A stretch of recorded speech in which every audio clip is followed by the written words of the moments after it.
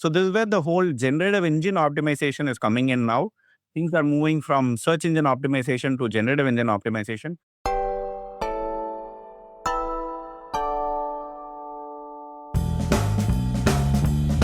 Hello and welcome to this episode of Confessions of a B2B Entrepreneur. Today we have Boobesh of LatentView. Now, Boobesh has been with LatentView, who are an AI-powered marketing analytics company. He's been with the firm for, I think, essentially since they started, and now is a VP. And what we cover with Boobesh today is part of this AI journey that I'm going on, is really how AI can be used in the marketing process, especially with big budgets, in order to ultimately lower acquisition cost and increase lifetime value. And so I think this is going to be super useful for anybody in the marketing business or any marketers listening, because we can understand how we could basically do our jobs better with the use of AI. So we'll jump into that in a second. Quick shout out to Fame for producing this episode. If you'd like a show like this, go to fame.so, request a proposal, say that Tom sent you. Let's jump into this discussion with Boobesh now. This episode is sponsored by MailTrap, an email delivery platform designed for product companies. Go for high deliverability, growth-focused features, and industry-best analytics. Get 20% off for all plans with our promo code B2B Entrepreneur. Check the details in the description below. Boobesh, welcome to the show. Hi, Tom. Thanks for having me. So my selfish rationale for this recording and this episode is that I've been kind of burying my head inside of the fan outside from the AI empowered world. And what I really want to do here is dig into the weeds of AI and marketing with somebody that has like real world experience. And so here's the plan for the episode, to basically educate me and the audience of how AI is being used in specifically performance driven marketing. So if that sounds good to you, I'd love to kick off. I think let's give a bit of context to the audience first. What is your role at LatentView and how does it enable you to be a legend in the world of AI and marketing? I don't know if I'm a legend, but what we pretty much do is we are a services organization. LatentView is a services organization. And my specific role is to help the CMOs in all the enterprise organizations that we work with. We typically work with Fortune 50, Fortune 500 companies. And I kind of support the CMO functions in terms of the channel marketing that they are doing, the campaigns that they are doing, how is it performing, where they should invest, which are the channels that is actually working well and not so working well, what kind of campaigns resonate well with the audience, which segment of the audience needs to be focused more on, and providing these insights to the marketers. Backing by the data is where we kind of come in. We use data to drive decisions. And in the process, we use AI, ML algorithms to provide the insights in a way that the marketers are able to understand and use it for their journey. Got it. And so when did you guys start using AI?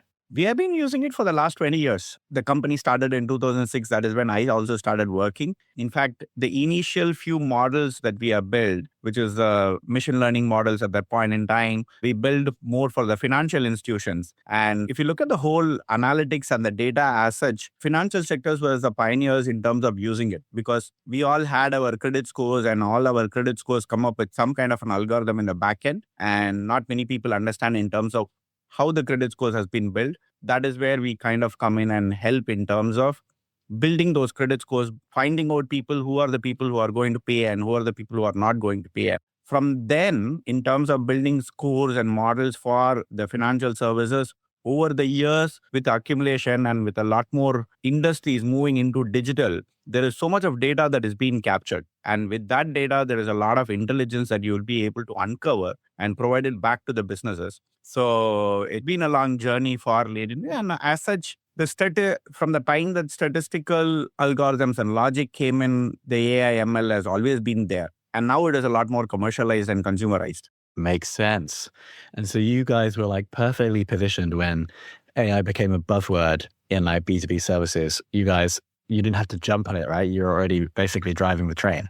Yeah, 100%. What has actually changed is there was a lot of structured data that most of the organizations were storing, and we were using those structured data to bring them insights and provide it back to the business users. But over the last 10 years or so, especially after Google started publishing some of their white papers, initially they started publishing called NLP, which is a natural language processing, and then came the transformers. With the transformers, they launched something called BERT. Actually, if you go to Google and do searches, the search backend algorithm that uncovers in terms of what is the next word or the letter that you're going to type is kind of using the BERT algorithm. So we have been started using transformers and BERT algorithm for some of our enterprise clients. And the expansion of that is the ChatGPT generative AI when OpenAI launched it in 3.5. OpenAI launched it in October 2021, right? So that is when it kind of expanded, exploded, and many people started getting aware of it. But as an organization, we have been using it for a very long time. Nice. Okay. So can we make this tangible? And so I'd love to talk through, it doesn't have to be like a real life example because maybe it's confidential, but an example of how you guys analyzed the data from a big company doing the advertising and what you guys found and then what you tweaked and what the results were. It can be as basic as every organization spends tons of money in marketing and they spend tons of money in different channels. And for an organization to understand in terms of which is actually the channel that is yielding results, either depending upon their objective, right? Some objective can be, hey, I want to bring in more users to my website, or I want to bring in more users to my shop that I own, or I want to have more users not only come into my website, but actually convert. Or it can be more like, I want to have more users who can transact higher value items and not really the basic ones, right? Depending upon the objective, we kind of understand which are the effective channels to use and how much appropriately you need to optimize and spend. And that is what we call it media mix modeling, which is the bread and butter of, I feel like any organizations that is spending across different channels at an enterprise level needs to have first model in terms of where do I need to spend, how much I need to spend so that I'm able to optimize the budget and I'm able to get better ROI for the money that I'm spending. And this helps the marketing organizations to have a better conversation with the CFO and the CEO also, saying that, hey, you're giving me $1 and I'm making the dollar into 2x or a 3x. And this is how I'm doing it. And you can prove it through the data. So it can start from in terms of channel optimization to all the way going to in a particular channel, what kind of campaign is working? So what kind of creative is working well for which kind of an audience to that level? And we can kind of help uncover all of this to the marketers through data-driven approaches. So essentially what we're doing is we're pulling out loads of data from campaigns and then we're using AI in order to decide what we do next. Is that like a good summary? The summary is more around as long as an organization is able to capture the data on what the campaigns that they are able to do it, they will be able to monetize the data and understand and provide insights on top of it. And that insights can help in terms of doing a better next campaign. And so if we have a CMO listening and they're spending X amount, what would you advise them to do in order to optimize their spend? We do have a framework for it, but the key thing that they need to understand in terms of what are the channels that they are focusing on and how much of those channels are digital channels versus non-digital channels. Increasingly, after the pandemic, a lot of marketing spend has gone into the digital channels. But now we have seen from 2024 and 2025, there is a lot of events that has been happening. And there is a lot of non-digitals also spend that has been increasing. So it is good to understand in terms of the overall budget, how it is being distributed, whether how much is being spent on digital versus how much is being spent on non-digital. And then if a large portion is both digital and non-digital, starting with a media mix modeling is a good approach to find out in terms of what is the ROI they are getting for every dollar that they are spending. If it is more around the digital channels, there are techniques like multi-touch attribution, which kind of goes into and understands in terms of within the digital channels, what are the channels that is effective and not so effective. Clubbing that with doing a lot of A/B testing and experimentation kind of helps the CMO to understand which particular campaign and which particular creative is effective versus not so effective. Do you see any marketing channel working really well right now? The trend keeps changing depending upon the industry that you are in, and across different industries, there are different things that's been working, especially because we are talking from the B2B perspective. I see LinkedIn becoming a lot more popular now, and the increase from the CMOs organizations to the LinkedIn as a channel is becoming a lot more popular. It's interesting what you're saying earlier about how we're not necessarily just trying to find cheaper customers. We're maybe trying to find different customers that are going to retain for longer or buy different things in different bundles. That's like a next level of granularity that I've ever really thought about with marketing. That is so true. In fact, a lot of marketing organization and even the CMOs, CEOs, the question that they are asking is, hey, are we really buying our customers? And if we are really buying our customers will kind of come in and do one or two transactions and not may have the loyalty to it. So that is where organizations have started focusing on a lifetime value of the customer, what we call as like LTV. And lifetime value of the customer is a good way for the marketers to understand what is the ROI that they are able to. The CAC is not really measured on the CAC is a cost per customer. The cost per customer is not really measured on the first transactions that they make, but it is measured on the cost of acquisition of getting a customer and what is the lifetime value that they are able to provide. The lifetime value can be measured either in an annual perspective or in multi-year. Typically, it has been measured in a 1 year or a 3 year return period for the cost that you're spending. Makes sense. If there's like a CMO listening right now, or maybe someone lower down in their team, and they don't have like millions in budget, maybe they have like tens of thousands, how would you recommend they use AI to analyze their data? Right now, depending upon the channel, first they need to understand in terms of who are their customers. I think getting in terms of who their customers are super important. Understanding their ICP is super important. Finding out the geography or the region that they need to focus is great. And understanding the product market fit in terms of what is the product that they have, what kind of customers are they going to attract is great. And then doing a simple research on where these customers are going, where are you going to attract these customers are, which are the channels through which you are going to attract. Pick a particular channel, be very focused, pick a particular set of customer ICPs. ICP is the ideal customer portfolio that you need to focus on, and then run targeted campaigns. With the targeted campaigns, there are some data that you are going to have, there are some learnings that you are going to measure. And with that learning, you can continue to experiment and move forward. But going very narrow helps a lot rather than going broad. Got it. And where does the AI come in? Once you have the data, how do you use this data to provide better insights? Typically, we have been using a lot of in terms of structured data, but what I have been seeing more recently is in terms of coming up with the creatives also. If you want to create a marketing image, before you need to go and work with an agency team, you need to give them a brief in terms of, hey, this is a concept that I have. And for this concept, I need to come up with a creative that I can put it on in my Facebook or a YouTube channel or in Instagram and all of that. Now that can be created through the generative AI. So that is where the biggest value for the buck for the modern marketers is. And any prototyping that you wanted to do, you don't need a bigger team to do those prototypes. You can just do that prototype just with a simple prompt. And that is where people can get started. If I have an idea, if I have a concept and I want to generate a prototype, I can just go to the AI, generative AI today, any of the languages that you prefer. It can be OpenAI, it can be Anthropic, it can be Google Gemini, Vertex AI, and all of that. You can have your prompt and then create a simple image that can help you to get kickstarted. Even coming up with a website is not very difficult right now. I can create a brand new website in like less than an hour using the AI. So that's the power of AI at this point in time. It is crazy. So then also that makes sense in terms of setting up the campaign. And then once the campaign is live, let's say we are focused on LinkedIn, as you mentioned, can I like export data from LinkedIn Ads Manager and then give it to ChatGPT to tell me what to do better? 100%. Yeah.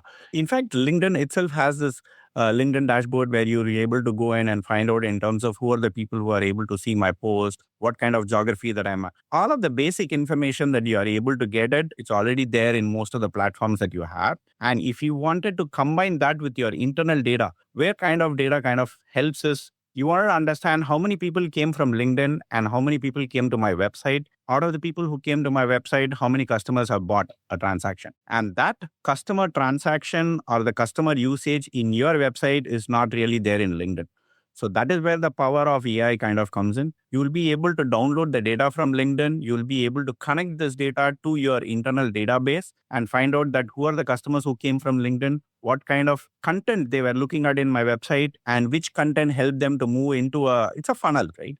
It's a funnel in terms of awareness, consideration, conversion, and engagement. You can kind of measure all of this through the data. And this is where the AI can kind of help you to simply upload the data and ask the right questions. Yeah, you're totally right. I wasn't even thinking about combining the platform data with the proprietary website data. That's the key, isn't it?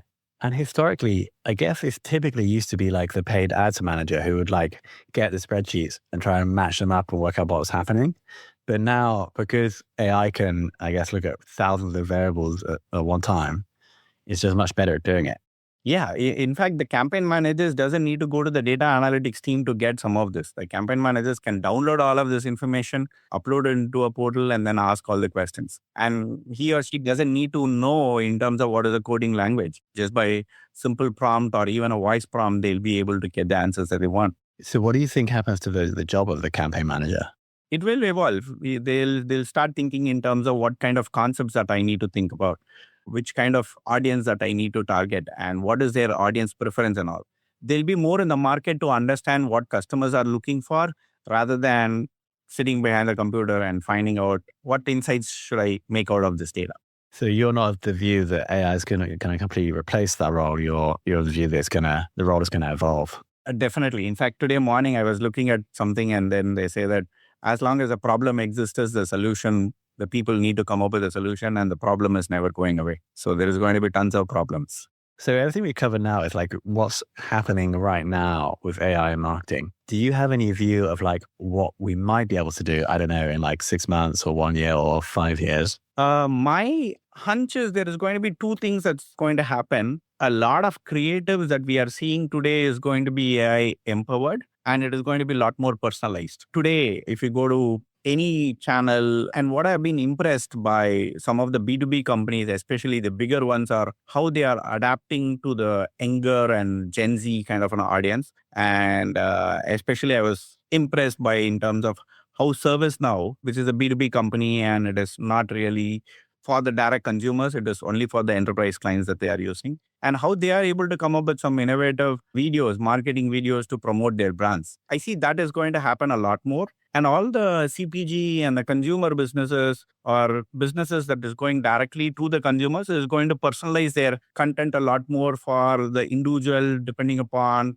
what their likes and dislikes are. I think there is going to be a lot of creative that is going to be out there, and each creative is going to be personalized for every user. So that is one. The second is audio as a format is not being tapped on so much in the B2B businesses. That I think is going to be a lot more effective. And especially, I don't know if you have used Notebook LM. It's a great product. I love that. And especially if you want to learn about a particular topic, you can throw in all of the content into the Notebook LM and then ask them to convert it into a podcast and people will be able to listen to it. So think of it today. All of the CMOs and the business leaders, they need to come into the office, open the laptop to understand in terms of what the numbers are changing. What is working, what is not working. They may need to log into a dashboard to understand what metric is going up, how is my finances going up, what campaigns is working, which campaign is going live, and all of that. Tomorrow, if these data is being converted into an audio format and sent out to the leaders even before they start to the office, they can just listen to all of it while they are driving to the office. And even before they step into the office, they know in terms of what is the metrics, how things have been happening till yesterday, and what are the things that they need to focus on. So that I see a lot more is going to change both in terms of the creative and the audio format outside of all the measurements and the readout that we have been doing. Yeah, that's crazy, isn't it? Imagine commuting and getting like a podcast over yesterday or overnight for you to be prepped for the next morning. And especially it is very personalized for you depending upon your likings and the order of preference that you prefer. It would be awesome if we have a specific example of how AI has been used in B2B. What I have been seeing recently now is with the whole thing that is happening in the search engine. I know that all of the companies used to spend a lot in the SEO and wanted to get their website or their product come in the top 10 pages or top 10 listing in Google searches. Now that is being changed, right? Because how all of us have been searching is changing. We are not going into Google anymore. Even if we go into Google, we see that there is an AI generated context that is being set. And then pretty much most of us are just reading in terms of what this AI is generating and then going to our next searches. We are not even going into the links and the pages, or forget 95% of the people don't even go to the second page. Most of the people stay in the first page. And so this is where the whole generative engine optimization is kind of coming in now. Things are moving from search engine optimization to generative engine optimization. Now all companies are looking to figure out in terms of how they can come in the AI generated text of all of the search engines, either it's Perplexity or it's Google or it's ChatGPT and all of that. And the race for getting into the AI generated text is catching up, and it is evolving. I think we are all learning in terms of how do we get placed in the generative engine and not really the search engine. So that is a big shift that I have been seeing now.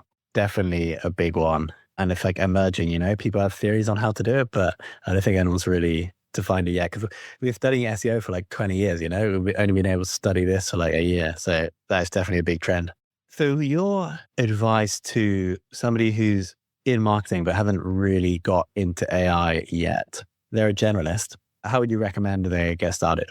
Definitely, they need to start using it. Stop reading about it and start using it. There is nothing better than playing yourself and getting your hands dirty. So even for your day-to-day purpose, start using it. Understand in terms of how AI can help you in your personal journey. And then think about how AI can help in your team's journey. And then think about how AI can help in terms of the organization journey. But start using it. I think that is where everything starts. I feel like we are all getting started in this. Everybody has a different maturity level, but we are all just getting started on this, and the space is going to evolve a lot. So basically, next time they need to create an ad, they should use AI to support them in the creative creation. Even for ideation, I suggest that even for ideation, you need to start using AI to understand in terms of who your audience is.